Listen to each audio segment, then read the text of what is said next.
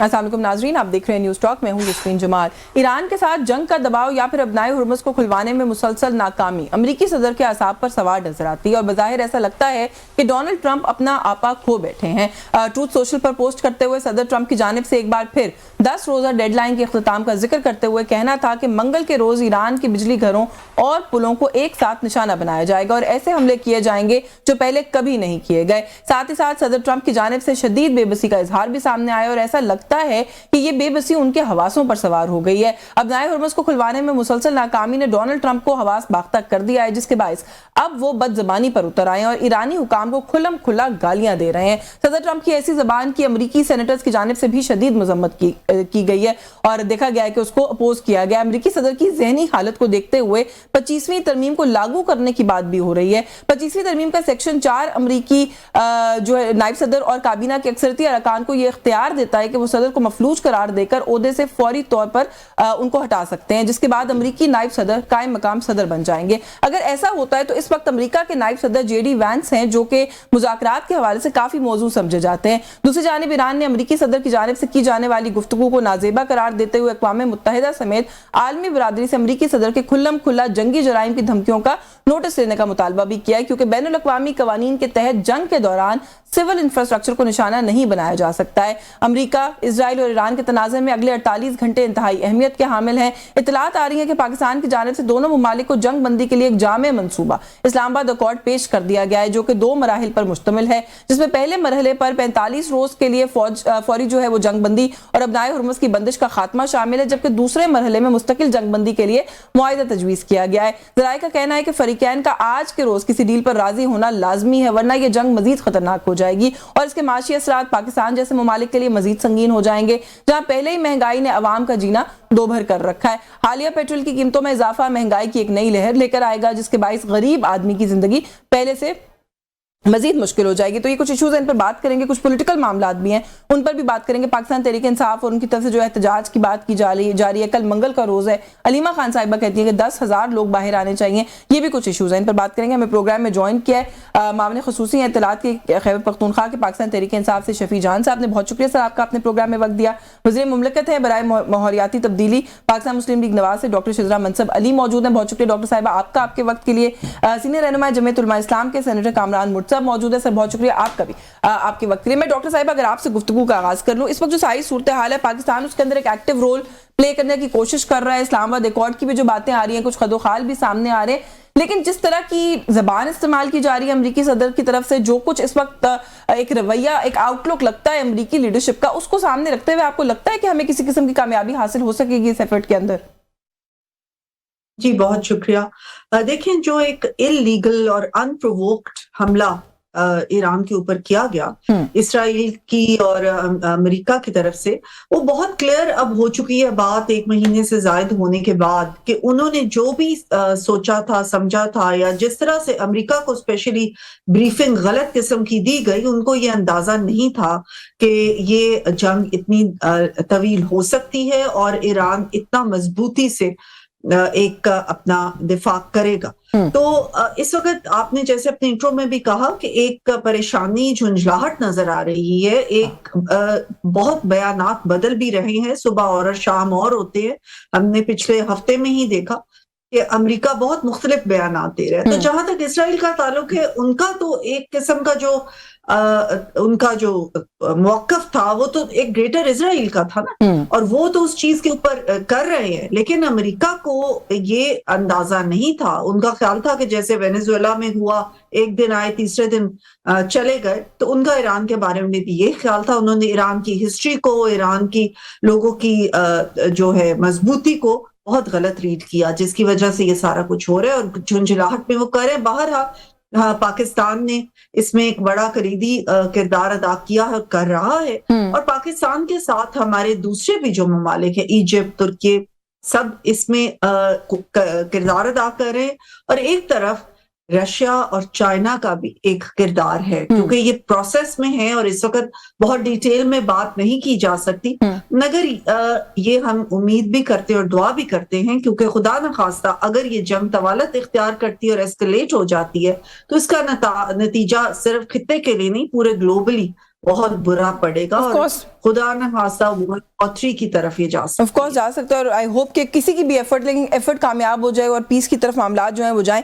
اب شفیع جان صاحب، امریکی صدر کی جانب سے جو کچھ کہا گیا ایرانی حکام کو ٹروتھ سوشل کے اوپر، جو زبان استعمال کی گئی ہے، کوئی ڈپلومیٹک نارمز، جنگ کے اندر بھی کچھ اصول ہوتے ہیں، ان سب کو ہم نے دیکھا کہ انہوں نے وائلیٹ کر دیا. پھر کھلم کھلا وہ جنگی جرائم جو ہے ان کی دھمکیاں بھی دے رہے ہیں. کیوں حواس باختہ آپ کو دکھائی دیتے ہیں اس وقت؟ آپ کے خیال میں یہ کوئی کانفلکٹ ریزولوشن کی طرف جا سکتا ہے اس سیناریو کے اندر؟ سب سے پہلے آپ کا شکریہ. جہاں تک ایران اور امریکہ کی جنگ کی جو بات ہے، اس میں تو یہ چیز بڑی واضح ہے کہ ہر پاکستانی وہ ایران کے ساتھ، اپنے مسلم ملک کے ساتھ کھڑا ہے. اور جو جس چیز کا آپ نے ذکر کیا ٹرمپ کا، تو آپ کو مجھے یہ لگ رہا ہے کہ اب جو امریکہ ہے وہ تو خود ہیں وہ، لیکن ان کی واپسی اب ممکن نہیں ہے. وہ بری طرح وہاں پہ پھنس چکے، اور یہی وہ فرسٹریشن ہے جو ان کی ٹویٹ میں نظر آ رہی ہے. اب ہمیں پاکستان کی بات کرنی پڑے گی. پاکستان کا جو رول ہے، تو مجھے نہیں لگتا کہ ہم کسی بھی کامیاب سفارتکار جو ہماری کوشش ہے وہ کامیاب ہو چکی ہے. آپ نے دیکھا ہوگا کہ اسی ٹرمپ کو اسی حکومت نے نوبیل پیس ایوارڈ کے لیے نامینیٹ کیا تھا، اور اتنی غلامی ہے، یہ اتنی غلامی میں جکڑے ہوئے ہیں کہ وہ اس کو وڈرا نہیں کر سکتے. کئی دنوں سے آپ کے شو کے علاوہ باقی بھی ان کی جتنی ریپرزنٹیٹیوز میرے ساتھ کسی بھی شو میں بیٹھتے ہیں، کسی بھی میڈیا ٹاک پہ ان کا پی ایم ہو یا پہ ان کی نام نہاد سی ایم ہو، ان سے جب سوال کیا جاتا ہے تو یہاں سے خاموشی آ جاتی ہے. ابھی بھی یہاں پہ ان کی ریپرزنٹیٹیو بیٹھی ہوئی ہیں. سخت زبان استعمال تو کی ہے، امریکہ کے لیے کہا ہے جنگی جرائم کے مرتکب ہونے ہیں، یہ وڈرا کریں گے نوبیل پیس ایوارڈ. یہ اب یہاں پہ ان کی ریپرزنٹیٹیو بیٹھی ہوئی ہے نا. اب وہ یہ 26 نومبر 9 مئی عمران خان، سہیل افریدی، ان کو بھی یاد آ جائے گا، لیکن اس پہ یہ بات نہیں کریں گے کہ جو ٹرمپ کو انہوں نے نومینیٹ کیا تھا اس چلا گیا. ویسے وہ مسئلہ آپ جانے دیں، بھول جائیں. ان کے منہ سے ایک جملہ سن کے آپ کو کیا نہیں جو ایکشن ہوتا ہے نا، وہ اس وقت کس سیناریو میں تھا انڈیا پاکستان کانفلکٹ، اس میں صدر ٹرمپ کا رول؟ یہ کہہ دیں کہ اس سیناریو میں ہم نے نومینیٹ کیا تھا، صدر ٹرمپ نے ایران پہ حملہ کر دیا، وہاں پہ ہمارے مسلم ملک ہے، وہاں پہ انہوں نے بچوں کو شہید کیا، ان کی سپریم لیڈر کو شہید کیا، اس لیے ہم یہ وڈرا کر رہے ہیں. یہ کہہ دیں دہشت گردانہ کارروائیاں کر رہا ہے امریکہ، یہاں تک تو کہہ رہے ہیں حکومت کے لوگ. اب اس سے بھی تشفی نہیں ہو رہی ہے. وڈرا کر لینا، اس میں کیا اتنی بڑی بات. چلیے یہاں پہ ڈاکٹر صاحبہ موجود ہے نا، وہ یہ کہہ دے کہ ہماری گورنمنٹ اس کو وڈرا کرے گی. سینیٹر صاحب کو بھی گفتگو میں شامل کریں. ڈاکٹر صاحبہ اس پہ ون لائنر کامنٹ کر سکتی ہیں. وہ کہہ رہے ہیں کہ جملہ کہہ دیں کہ ہم نہیں وہ اس چیز کے اوپر اب سٹینڈ کرتے مزید.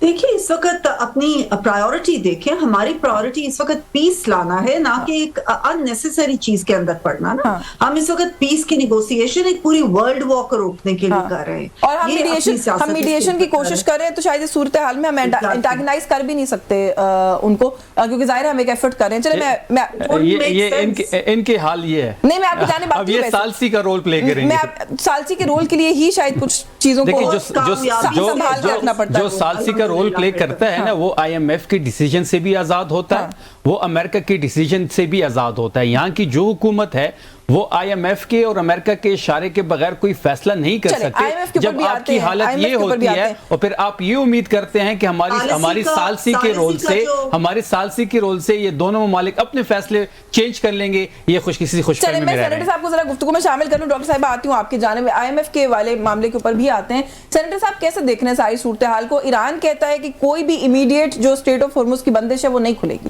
امریکہ بضد ہے کہ یہ فوری کھلے گی تبھی کوئی معاملات جو ہے وہ آگے بڑھیں گے. نہیں کھلے گی اس صورت میں کس طرح کی زبان استعمال کی ہے صدر ٹرمپ نے، آپ نے یقیناً دیکھی ہوگی. آپ کو اس کانفلکٹ کو آپ کیسے دیکھ رہے ہیں؟ کہاں جا رہی ہے صورتحال؟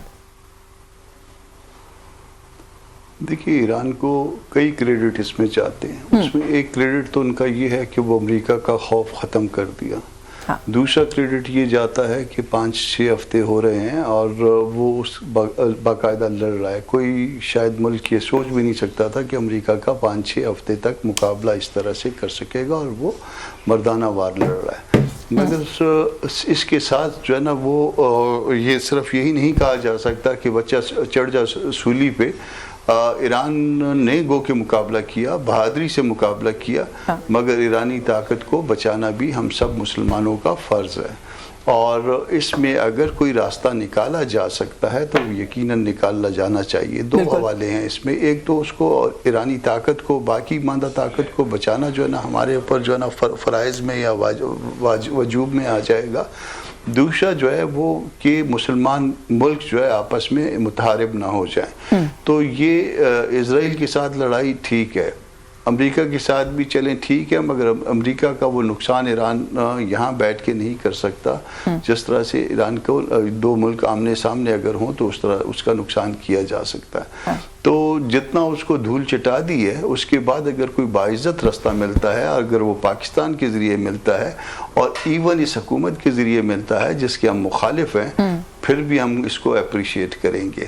اب تک کا جو کردار اس حوالے سے، اس سفارتکاری کے حوالے سے رہا ہے، اس کو اپریشیٹ کرنا چاہیے. پچھلی رات جو گزری ہے اس میں بھی جو ہے نا وہ تقریباً پوری رات کو جو ہے وہ کوئی نہ کوئی بات جو ہے نا کہیں پہ ہوتی رہی ہے. پاکستان درمیان کا کردار ادا کرتا رہا ہے. تو اگر وہ کامیاب ہو جائے گا تو پھر 2 ثواب ہیں، اگر کامیاب نہیں ہوگا تو کم از کم 1 ثواب ہے کہ انہوں نے کوشش تو کی ہے کہ معاملہ ختم ہو جائے. تو اس کوشش میں جو ہے وہ ایران کا بچانا اور مسلمان ملکوں کو آپس میں لڑنے نہ دینا، یہ جو ہے نا ہماری اولین ترجیح ہونی چاہیے. اس کے بعد جو ہے پھر آگے جو ہے نا پھر اس کے بعد کی باتیں ہیں کہ امریکہ کو یہ کہا جائے کہ آئندہ وہ ایسا نہ کرے. یہ طاقت جو ہے نا، یہ طاقت کا اصول جو ہے یہ بے لگام ہوا کرتا ہے بعض جگہوں پہ، اور اس کو روکنا جو ہے نا وہ شاید مشکل ہو جایا کرتا ہے، یا ہم جیسے ملکوں کے لیے مشکل ہو جاتا ہے جنہوں نے سائنس میں اتنی ترقی نہیں کی ہے. اب وہ لڑائی جو ہے وہ صرف بہادری کا نام نہیں ہے، سائنس میں علم کا نام ہے. وہ بہادری کہیں اور پہ جو ہے نا ہم کو کرنی چاہیے، مگر وہ مسلمان ممالک کہیں پہ بھی وہ والی بہادری نہیں کر رہے جو سائنس کے میدان میں ہم کو ہونی چاہیے. بالکل. اور اچھا کہا ہے آپ نے کہ سارے کانفلکٹ کے اندر جو ابھی تک ایران جو ہے وہ دھول چٹا چکا ہے امریکہ کو، تو یہاں سے معاملات کو کہیں آگے امن کی طرف لے جانے کی کوشش کرنی چاہیے. مجھے ایک بریک لینی ہے، بریک سے واپس آ کے جو کچھ اس کا ایک فال آؤٹ ہم پر بھی ہو رہا ہے، ہماری معیشت پر ہو رہا ہے، خاص طور پہ ڈاکٹر شیرزا سے اس کے حوالے سے بات کریں گے. ہمارے ساتھ رہیے.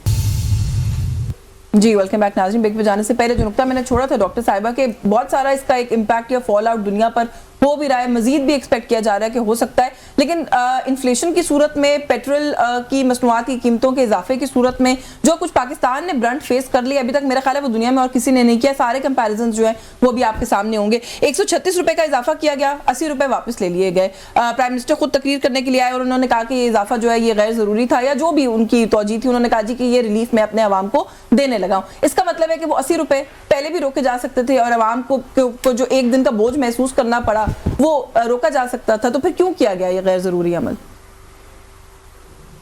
دیکھیے، سب سے پہلے تو ہمیں یہ انڈرسٹینڈ کرنا پڑے گا کہ یہ ایک فیکٹر جو وار کا آیا ہے وہ پاکستان کا اس میں کوئی تعلق نہیں تھا. جس طرح باقی خطے کے ممالک اور دنیا کے ممالک ایک ایگزوجنس فیکٹر ہے، ایک وار مسلط کی گئی، انپرووکڈ مسلط کی گئی ہمارے ہمسایہ ملک کے اوپر.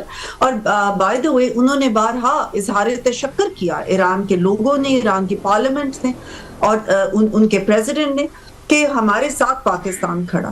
لیکن کمنگ بیک ٹو اکنامکس، یہ ایسی ایک جنگ سٹارٹ ہوئی ہے جس کا ہم نے اس میں کوئی رول نہیں پلے کیا، بلکہ ہم الٹا ایک سفارتکاری کا رول پلے کر رہے ہیں. ہم اس چیز کو روکنے کی کوشش کا رول پلے کر رہے ہیں، اور تمام دنیا کے ممالک نے بھی اس چیز کو اپریشیٹ کیا. اب اس کا جو فال آؤٹ ہے اکنامک، ایک انرجی کرائسس دنیا میں کھڑا ہوا اسٹریٹ آف ہارمز کو بند ہونے کی وجہ سے، اور پاکستان ایک بہت میجر ہماری آئل سپلائی، LNG سپلائی، یہ ساری اسی رستے سے آتی ہیں، اور ظاہر ہے ہمارے اوپر اس کا کافی زیادہ اثر ہوا ہے. بلکہ اکانومسٹ نے ایک سروے کیا جس میں بتایا گیا کہ چند وہ ممالک جو سب سے زیادہ اس کی وجہ سے ان کے اوپر اثر ہوگا وہ پاکستان بھی ان میں سے. لیکن ابھی ایز آف ناؤ، سوری آپ کو انٹرپٹ کر رہی ہوں، بٹ ایز آف ناؤ تو ہم امپیکٹڈ نہیں ہیں. 20 جہاز ہمارے جھنڈا فلیگ بیئرنگ جو وہ تھے وہیکلز تھے وہ گزرے ہیں، 2 اس میں سے پاکستان آئے اور پرانی قیمت پر آئے ہیں. یہ آپ ہی کے اپنے ایک وزیر عقیل ملک صاحب نے کنفرم بھی کیا ہے. تو پھر کیوں پاکستانی عوام کو یہ بوجھ اٹھانا پڑا؟ دیکھیے، ہم نے اس چیز کو، پرائم منسٹر نے being a man of action, انہوں نے فوری طور پہ جیسے ہی اس چیز کا شروع ہوا تھا تو انہوں نے ایک ٹیم بنا دی تھی، ایک کمیٹی بنا دی تھی جس نے یہ ساری پلاننگ شروع کر دی تھی. یہی وجہ ہے کہ شروع میں ہم نے اس چیز کو ریزسٹ کیا کہ ہم تیل کی قیمت کو بڑھائیں. کافی دیر پرائم منسٹر نے اس چیز کو ریزسٹ کیا ہے، کم بڑھانے کی کوشش کی. لیکن اگر آپ یہ کہیں کہ خطے کے باقی ممالک قیمتیں نہیں بڑھا رہے ہیں، وہاں پہ آپ یہ بھی دیکھیں کہ بہت سارے ممالک میں، ہمارے ہمسایہ ممالک میں دیکھیں کہ پیٹرول پمپس پہ یا گیس پمپس پہ حالات کیا ہوئے ہیں، کس طرح سے لوگ لڑ رہے ہیں، انتظار کر رہے ہیں. लोगों को नहीं मिल रहा पेट्रोल। हमने तो ये इंश्योर किया कि हमारे पास जो तेल है उसके ज़खायर कम ना हो और जितना हमारा लिमिट है वो तमाम जगह पे हो।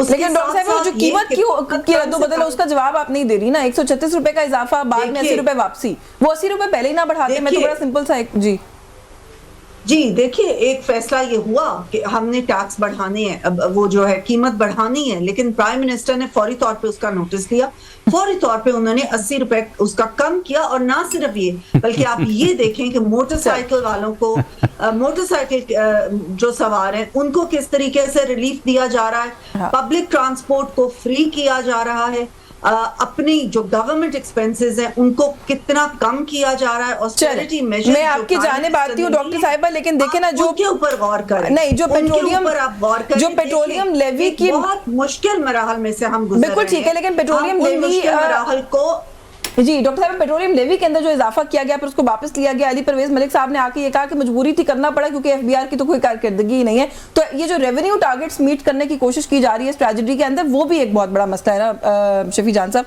किस तरह से देख रहे हैं सूरत हाल को? वो ये कह रही है कि हमने तो कोशिश की कि हम कुछ चीज़ों को मैनेज कर लें, लेकिन जाहिर है अवाम का एक रिएक्शन था तो प्राइम मिनिस्टर ने आके लोगों को रिलीफ दिया। मेरी बहन ने आखिर में ये बात की कि हम मुश्किल मराहिल से गुजर तो रहे हैं, दुनिया मुश्किल मराहिल से अवाम गुजर रही है, पाकिस्तानी अवाम गुजर रही है। ये तो मज़ों में है, इनकी तो अयाशियाँ लगी हुई हैं, इनको तो जंग की सूरत हाल में भी डाके मारने का जो शौक चढ़ा हुआ है। अब बताया जाए ना कि 80 रुपए का जो दहड़ी लगाई गई वो किसके खाते में गई? 24 घंटों में जो 80 रुपए के नाम पे अरबों रुपए किसके जेब में गए? कौन इसका जवाबदेह होगा? क्वेश्चन तो ये होना चाहिए कि आपने 57 रुपए बढ़ाई क्यों है? और ये कहते हैं कि जी ये फैक्टर है, ये फैक्टर सिर्फ पाकिस्तान के लिए। पाकिस्तान में पेट्रोलियम की प्राइसेस को आग लगी हुई है, बाकी खिते में तो किसी ने नहीं बढ़ाई। 6% से ज्यादा किसी मुल्क ने नहीं बढ़ाई। श्रीलंका ने नहीं बढ़ाई जो कि IMF के प्रोग्राम में है, बांग्लादेश ने नहीं बढ़ाई, इंडिया ने नहीं बढ़ाई। वाहिद पाकिस्तान है जिसने पेट्रोल में 48% कीमत बढ़ गई है और डीजल की 80% बढ़ गई है। अब इससे जो तूफान का एक महंगाई का नया तूफान आना है, हमारी सूरत हाल फर्क है ना शफी जान साहब। IMF 800 रुपए का FBR का शॉर्टफॉल है। तो जब इमरान खान साहब की हुकूमत थी, कोविड इससे जो आलमी वबा थी इससे ज्यादा मुश्किल सूरत हाल थे, तब भी तो हम IMF के प्रोग्राम पे थे, तब भी हमने लेवी को कम किया, जीरो किया, हमने सेल टैक्स को जीरो किया जो आज भी जीरो है। जो नए मामलात भी होते हैं ना, अभी तो रेवेन्यू टारगेट जो है वो मीट करना है। नहीं, क्या टारगेट मीट करने हैं? बात बड़ी वाज़ेह है। क्या श्रीलंका IMF के प्रोग्राम में नहीं है? क्या सिर्फ पाकिस्तान IMF के प्रोग्राम में है? देखिए 9 अप्रैल 2022 को जब से ये टोला इक्तदार पे बराजमान है, उस दिन से लेके आज तक आम पाकिस्तानी मुश्किल सूरत हाल का आपने देखा होगा। ये इनका वजीर आजम खड़ा होता था कि जी मैं अपने कपड़े बेच दूंगा, वो अपने कपड़ों की बात नहीं कर रहा था, वो आम पाकिस्तानियों के कपड़ों की बेचने की बात कर रहा था, जिसकी नौबत आ चुकी है। जितना जल्दी इस टोले से हम छुटकारा हासिल करेंगे, पाकिस्तान के हक में, पाकिस्तानी कौम के हक में बेहतरी होगी। अभी भी जो पेट्रोलियम की प्राइसेस है वो अगर आप आलमी मंडी में देख लें $120 पे नहीं पहुंची। इमरान खान साहब के टाइम में $120 की पेट्रोलियम प्राइसेस आलमी मंडी में थी, तब पाकिस्तान में 150 का पेट्रोल मिल रहा था। इनकी मरियम और अगजेब रात को आ जाती थी कि आपको शर्म नहीं आई, आपका दिल नहीं धड़का कि आपने 3 रुपए जो लीटर बढ़ा दिया? क्या इनको शर्म नहीं आ रही कि 150 का पेट्रोल 520 पे मिल रहा है? क्या जब ये कहते थे, ख्वाजा आसिफ कहते थे कि जब प्राइस बढ़ती है पेट्रोलियम की, इनकी मरियम सफदर जलसों में कहती थी कि पेट्रोलियम पे वजीर आजम चोर होता है, तो फिर इनका वजीर आजम तो डाकू है। नहीं, इन प्रिंसिपल आपकी बात दुरुस्त है कि जो जिस तरीके से आवाम के ऊपर बोझ डाला गया, लेकिन बहुत से फैक्टर्स फर्क है सर। एक्सचेंज रेट की मिसाल लेने, आपके दौर में कहां था, आज कहां है? तो फिर वो किसकी नाइली है? हम तो 180 का डॉलर छोड़ के गए थे ना, अब 280 पे चला गया है पिछले 4 सालों में, तो इनकी नाइली है। ये हर जगह नाकाम हो चुके हैं। ये तो ओपन मार्केट मैकेनिज्म हम फॉलो कर रहे हैं ना एक्सचेंज रेट का। अब जो अबू धाबी और चाइना को पैसे वापस जाएंगे, ये जो आर्टिफिशियली इन्होंने रुपीस की कीमत को रोका हुआ है, तो ये रुपी कहां जाएगा इनको लग पता चाहेगा। ये कहते थे कि हमारे पास तजुर्बेकार टीम है। एक शख्स आता था कहते जी स्टॉक एक्सचेंज के नहीं, अब सुन ले, एक मिनट लेट ले लें ब्रेक। ये इनकी टीम कहती थी कि जो हमारे पास तजुर्बेकार टीम है। एक शख्स आता था, वो रोज कहता था कि जी आज स्टॉक एक्सचेंज इतने पॉइंट्स पॉजिटिव हो गया। किधर की वो तजुर्बेकार टीम? आज आपकी इकोनॉमी की सूरत हाल देख लें, एक्सपोर्ट देख लें, बेरोजगारी 41 साल पाकिस्तान की तारीख पे बुलंदतरीन सतह पे है। आज गुर्बत पाकिस्तान में तारीख में सबसे ज्यादा है। एक्सपोर्ट्स आपकी, GDP आपकी, इकोनॉमिक कंडीशन, नेशनली इंटरनेशनली, एक अचीवमेंट हमें ये गवर्नमेंट बता दे। सर टीम नाअहल है, गवर्नमेंट से संभाला नहीं जा रहा, یا جو ایکسٹرنل فیکٹرز ہیں, جو انٹرنل معاملات ہیں, وہ ایسے ہی ہیں کہ حکومت اتنا ہی کر سکتی ہے؟ بیکاز گورنمنٹ جو ہے ظاہر ہے اپنے ان فیصلوں کو جسٹیفائی کر رہی ہے, کوئی نہ کوئی توجہ تو دے رہی ہے. جی سینیٹر صاحب. مجھ سے پوچھ رہی؟ جی سینیٹر صاحب. ہاں, اس میں ایسا ہے کوئی نہ کوئی توجہ تو یقیناً جو ہے نا وہ حکومت دیتی ہے, ہر حکومت دیتی ہے اور اس کوشش کرتی ہے کہ جو ہے نا وہ اپنی پوزیشن ایکسپلین کرے. مگر کیا آپ نے کسی حکومت میں یہ بھی دیکھا ہے کہ کسی چند دن پہلے جو ہے یا ایک دن پہلے ایک فگر جو ہے نا وہ پرائم منسٹر کو دی جائے اور وہ پرائم منسٹر اس کو جو ہے نا ایگری کریں اور پھر دوسرے دن ان کو آ کے اس کو واپس ریورس کرنا پڑے پارٹلی؟ تو کیا وزیر اعظم کے لیے اس طرح کا کام جو ہے وہ دیا جا سکتا ہے؟ اس سے حکومت کی جو ہے نا وہ پورے اس کا جو نظم ہے وہ واضح ہو جاتا ہے. بالکل ٹھیک ہے. گورنمنٹ کا جو ایک نظم ہے, جیسے آپ نے درست کہا, وہ تو خاصا یہاں ہوتا ہے اس طرح کے معاملات کے اندر کہ جب ایک ڈیسیجن لیا جائے اور کچھ گھنٹوں کے اندر اسے وڈرا کر لیا جائے, پھر اس وڈرال کا کریڈٹ بھی لینے کی کوشش کی جائے. مجھے ایک بریک لینی ہے, بریک سے واپس آگے کچھ اور ایشوز پہ بات کریں گے ہمارے ساتھ. جی ویلکم بیک ناظرین. بریک پہ جانے سے پہلے جو کچھ گفتگو سینٹر صاحب نے بھی کی ہے, شفیع جان صاحب نے بھی کی ہے, ڈاکٹر صاحبہ, تھوڑا سا اس کو بھی رسپونڈ کیجئے گا, کیونکہ جو بات ابھی سینٹر صاحب کر رہے تھے کہ یہ تو گورنمنٹ کا جو ایک سٹرکچر ہے, جس طریقے سے گورنمنٹ آپریٹ کر رہی ہے, اسمبلی کس نے بنائی, کیا اس کو کسی نے اکاؤنٹیبل ہولڈ کیا کہ نہیں کیا, پرائم منسٹر نے پہلے اپروو کیوں کیا, اگر پرائم منسٹر کا یہ خیال تھا کہ یہ ٹھیک نہیں ہے, مناسب نہیں ہے, تھوڑا سا اس پہ. اور ساتھ ہی ساتھ 9 اپریل کو پاکستان تحریک انصاف پھر سے کسی احتجاج کی اور جلسے کی بات کر رہی ہے, اس کو کیسے گورنمنٹ جو ہے وہ رسپونڈ کرے گی؟ اجازت وغیرہ تو ابھی تک میرا خیال ہے کوئی نہیں دی گئی. دیکھیے, پہلی تو بات انہوں نے کہا کہ ہم نے آئی ایم ایف کے پروگرام میں ہوتے ہوئے بھی پیٹرول کا یہ کیا وہ کیا, تو یہ بالکل انہوں نے اس لیے کیا جب ان کو پتا چل گیا کہ ان کا ووٹ آف نو کانفیڈنس آنے والا ہے. اور انہوں نے خود کہا کہ ہم یہ کانے بچھا کے جائیں گے پاکستان کی معیشت کو تباہ کرنے کے لیے, اور وہ ان کا رزلٹ صحیح نکلا. پہلے سب سے برا آئی ایم ایف کے پروگرام پاکستان کی ہسٹری میں انہوں نے کیا, اور اس کے بعد خود ہی اس کو ختم کر کے اور اس کو وائلیٹ کر کے یہ لوگ نکل گئے. ان کو پتا تھا ہماری گورنمنٹ ختم ہونے لگی ہے, اور اس کے بعد جو پاکستان تھا وہ ڈیفالٹ کی طرف خدا نخواستہ چلا گیا. تو یہ تو ان کی سوچ ہے, یہ تو ان کا خیال ہے. خود ان کے جو ہے فائنانس منسٹرز کتنے بدلے تھے یہ بھی سوچ لیں, اور یہ بھی بتا دیں کہ جب یہ حکومت میں آئے تھے تب پیٹرول کی قیمت کتنی تھی اور اس کے بعد انہوں نے کتنی کر دی, تو یہ بھی بتا دیں. جو فائنانس منسٹر آپ کو ان کی تبدیلی کی قیاس رائیاں بھی ویسے بھی ہو رہی ہیں, لیکن کبھی کبھی آپ کو نہیں لگتا کہ عوام کو ریلیف دینے کے لیے کچھ چیزوں کو بائی پاس گورنمنٹس کرتی ہیں؟ ابھی آپ لوگوں نے لیوی میں جو کمی کی آئی ایم ایف سے پروف کروائی ہے. اس وقت ہم ایک جنگ کی صورتحال میں, اور اس کو کسی بھی اور نارمل سرکمسٹانسز کے ساتھ ہم کمپیئر نہیں کر سکتے. پرائم منسٹر نے صرف یہ 80 روپے ہی کم نہیں کیے, اور ان کے آسٹیرٹی میجرز آپ دیکھیں, تمام منسٹرز کی 6 مہینے کی تنخواہ انہوں نے ختم کی, 25% تمام لوگوں کی جو وہ ہے ان کی ختم کی ہے. گورنمنٹ نے اپنی پیٹی کسی ہے, بہت سارے اخراجات. وہ کہہ رہے ہیں 37 گاڑیوں میں قافلہ لے کے جاتے ہیں پرائم منسٹر, کون سی آسٹیرٹی کی ہے؟ اور انہوں نے تو خیر تنقید برائے تنقید کرنی ہے نا, انہوں نے تو ان کی باتیں تو صرف تنقید برائے تنقید ہے. یہ اپنے اوپر دیکھیں کہ یہ خود کیا کرتے ہیں, کیا کیا انہوں نے, اور پاکستان جلسے کی اجازت دیں گے پاکستان تحریک انصاف کو؟ چلے تھوڑا سا یہ اس صورتحال میں جبکہ افغانستان کے ساتھ بھی ہمارے حالات کشیدہ, ان کو بھی ہم مینج کرنے کی کوشش کر رہے ہیں. ادھر سے انڈیا ہمارا دشمن ہے اور ادھر سے خطے میں جنگ چھڑی ہوئی ہے. اس کی بجائے کہ یہ دیکھیں کہ پاکستان کی سیکیورٹی کے بارے میں ہم نے کیا سوچنا ہے, یہ ایک ہی رٹ پہ لگے ہوئے ہیں. آبویسلی اس حالات میں کسی بھی قسم کی بد امنی یا انتشار پھیلانے کی ہم ان کو اجازت نہ دیں گے, نہ ہی دے سکتے ہیں.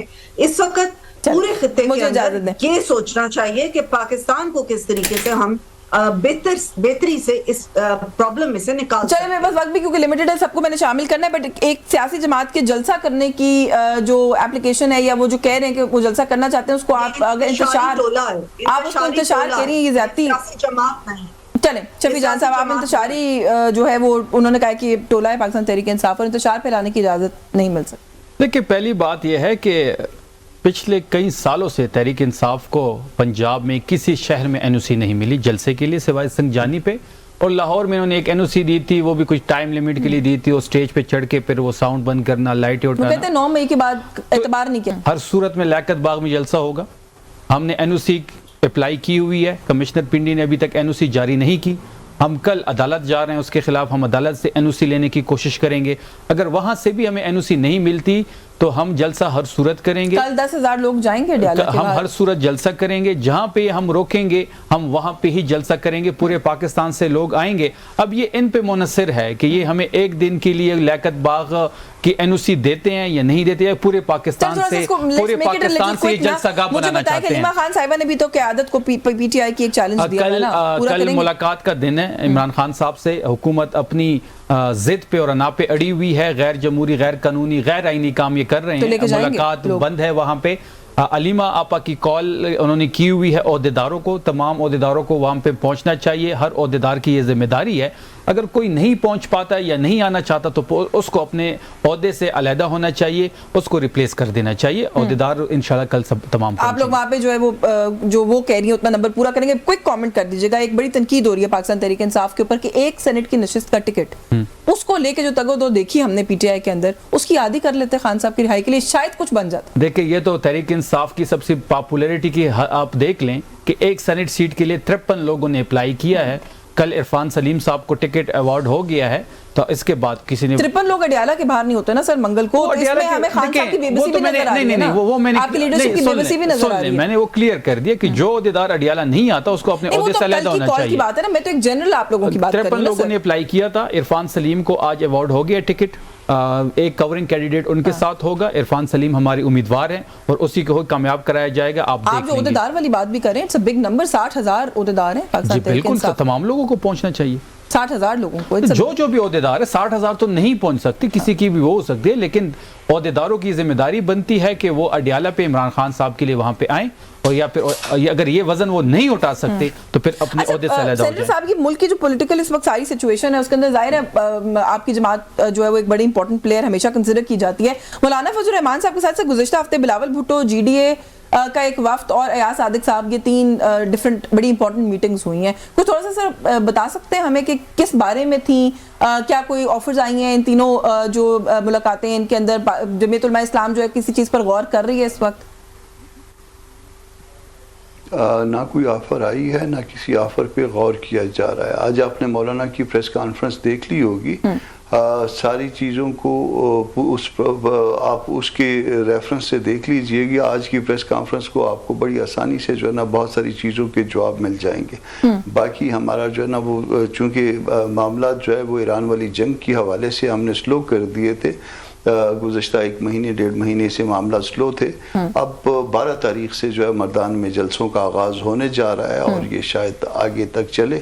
اگر اللہ کرے کہ ہمارا جو ہے نا انٹرنیشنل سینیریو میں معاملات سیدھے ہو جائیں, پھر ملک میں جو ہے نا سیاست کو درست کر دیں گے انشاءاللہ. صحیح. اور جو جلسے آپ لوگ کر رہے ہیں وہ میرا خیال ہے کوئی جوائنٹ تو کوئی معاملہ بنا نہیں اپوزیشن کے ساتھ, تو جب آپ KPK کی ہم بات کرتے ہیں تو PTI کے خلاف بھی جلسے ہو رہے ہیں پھر آپ لوگوں کی طرف سے؟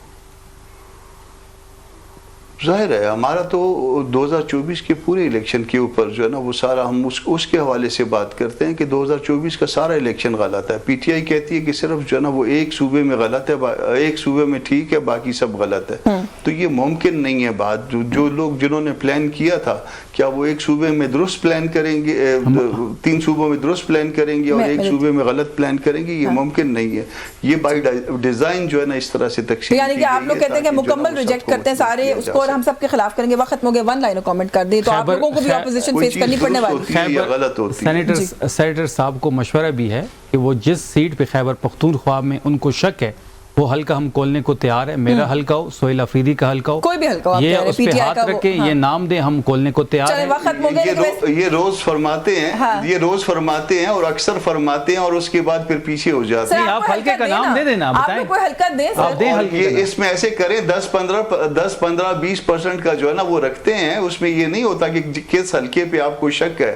اس کا طریقہ کار یہ ہوتا ہے کہ آپ جو ہے نا 15-20-30% جو ہے نا وہ ایک وہ طے کر لیتی ہیں پارٹیاں, وہ ہلکے کھلتے ہیں اور جتنے پرسنٹ آپ نے طے کرنا ہے آپ مگر پارٹی سے اختیار لے کے آئیے. چلے وقت ختم ہو گیا, ویسے لیکن بڑی آفر کر رہے ہیں, جوائنٹ اپلیکیشن دیتے ہیں الیکشن کمیشن آف پاکستان. سر آپ کو پورا اختیار ہے, جتنے پرسنٹ آپ نے طے کرنا ہے طے کر لیں. میں چھوٹ نہیں مانگ رہا آپ سے, نہیں آپ اپنی مرضی سے طے کر لیں. آپ نے حلقہ کھولنا ہے حلقہ کھول لیں, آپ نے پرسنٹیج طے کرنی ہے پرسنٹیج طے کر دیں, لیکن اتنا کام کر لے کہ پنجاب میں مریم کا اور نواز شریف کا حلقہ کھول دیں. کھلوا دیں. بڑی انٹرسٹنگ کانورسیشن ہے, وقت ختم ہو گیا, ورنہ مزید ضرور بات کرتے. بہت شکریہ شفیع جان صاحب. Thank you so much senator Kamran Murtaza साहब, आपने प्रोग्राम में वक्त दिया। डॉक्टर शिजरा मनसब अली के शुक्रगुजार हैं, प्रोग्राम में उन्होंने भी वक्त दिया। न्यूज़ टॉक से आज के लिए बस यही कुछ, मुझे इजाजत दीजिए, अल्लाह हाफिज।